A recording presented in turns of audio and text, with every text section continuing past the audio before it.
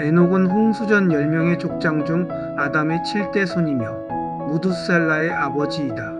7이라는 숫자에서 그의 특별한 위치가 드러난다. 고대 전승에 따르면 아담이 낳은 자녀의 수는 모두 56명으로 아들이 33명, 딸이 23명이었다고 한다. 아담은 또 세계가 한 번은 물에 의해서, 한 번은 불에 의해서 멸망할 것을 예언했다고 한다. 아담은 에녹이 태어난 후에도 243년을 더 살았다. 즉 에녹은 아담을 보고 자랐고 아담의 예언을 알고 있었던 그는 자신이 낳은 무두셀라가 죽는 해에 세상이 멸망할 것으로 알고 그때부터 하나님과 동행했다고 전해진다. 에녹은 알다시피 365세를 살았는데 300년 동안 하나님과 동행하는 삶을 살았다는 것이다. 그는 65세에 무두셀라를 낳았고 그가 어떻게 동행하였는지는 기록되지 않았다는 것이다. 하지만 동행이란 그가 경건한 삶을 살았다는 것을 전제할 뿐 아니라 더 나아가 하나님과 특별한 관계와 교제를 누렸음을 뜻한다. 그런데 108장으로 구성된 에녹서를 보면 그는 환상을 보았고 계시를 기록하였다. 에녹서는 신비하고 난해한 내용 때문에 이해하기가 쉽지 않다.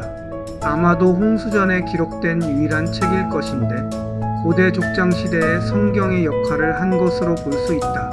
에녹서는 유다가 에녹의 유언을 인용한 서신 때문에 초기 기독교에서 신성한 영감을 가진 책으로 널리 사용하였고 에녹서를 성경으로 명시할 것을 옹호하기도 하였다.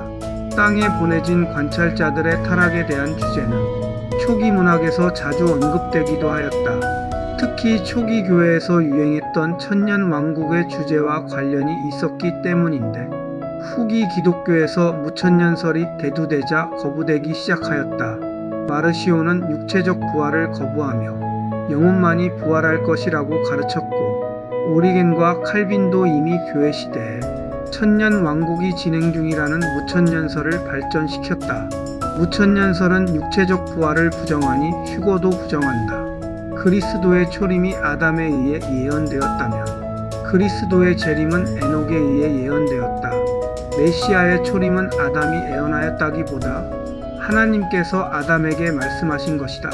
내가 너로 여자와 원수가 되게 하고 내 후손도 여자의 후손과 원수가 되게 하리니 여자의 후손은 내 머리를 상하게 할 것이요 너는 그의 발꿈치를 상하게 할 것이니라. 창세기 3장 15절. 예수님의 동생 유다가 유다서에서 에녹서를 인용한 재림의 내용은 다음과 같다. 아담의 7대 손 에녹이 이 사람들에 대해서도 예언하여 이르되 보라 주께서 그 수만의 거룩한 자와 함께 임하셨나니 이는 무사람을 심판하사 모든 경건하지 않은 자들을 정죄하려 하심이라. 유다서 1장 14절에서 15절. 유다가 인용한 이 기록은 에녹서의 1장에 있다. 대지는 함몰하여 지상의 모든 것은 자연히 멸망하고 모든 사람에 대한 심판이 행하여진다. 그러나 의인들은 평온하게 하시고 택함을 받은 사람들은 지켜주신다. 또 그들에게는 자비를 베푸시어 그들은 모두 하나님께 속하는 사람이 되며 번영하고 은혜를 받으며 하나님의 빛을 받을 것이다. 보라 그분은 1만 명의 성자를 이끌고 오셨다. 그들은 심판을 행하기 위해서이다. 그들은 불경건한 자들을 멸하고 모든 육적인 자 즉 죄인과 불경건한 자들이 그분에 대하여 행한 모든 불의를 심판할 것이다. 또 같은 1장에서 예수 그리스도께서 오신다는 예언을 담고 있다. 위대하신 성자여 영원하신 하나님이 그 처소에서 나오신다. 1만 명의 성도들은 누구일까? 초림의 메시아는 성도들을 동행하지 않았으니 이는 재림에 관한 예언이다. 만약 이들이 공중휴거에 오는 자들이라면 그들은 순교자로 부활을 위해 올 것이다. 만약 이들이 지상재림의 때라면 휴거자들 또는 부활자들로 하늘의 군대이다. 요한계시록 19장 14절. 그런데 이 기록은 공중휴거를 상징할 가능성이 높은데 왜냐하면 에녹 자신이 휴거자가 되었기 때문이다. 6장에는 천사들의 타락을 기록했다. 그들의 처소를 이탈한 천사의 수는 200명이었고 우두머리 20명의 이름도 기록하였는데 유다서는 에녹서를 인용하였고 요세푸스도 유대 고대사에 기록했다. 7장에서는 이들의 타락으로 거인들이 나왔고 이들은 악령의 존재들로 무적행에 감금되었다. 8장에서는 천사들이 사람들에게 불법의 지식을 전수했다고 한다. 마침내 대천사 미카엘, 가브리엘, 우리엘, 라파엘이 이 불법에 대해 하나님께 호소하였고 그들은 심판을 받았으며 땅을 정화시키기 위한 대홍수가 일어났다고 기록한다. 이 밖에도 에녹이 본 환상과 계시의 내용은 매우 광범위하고 놀라운 내용으로 가득하다. 대부분의 신자들은 에녹서에 큰 관심이 없거나 금서로 여기지만 흥미로운 내용들이 많다. 메시아의 도래를 예언한 50장에서는 회개하지 않는 자는 모두 멸망할 것이며 택함을 받은 사람들이 일어날 것이며 심판의 날에 대해서도 언급한다.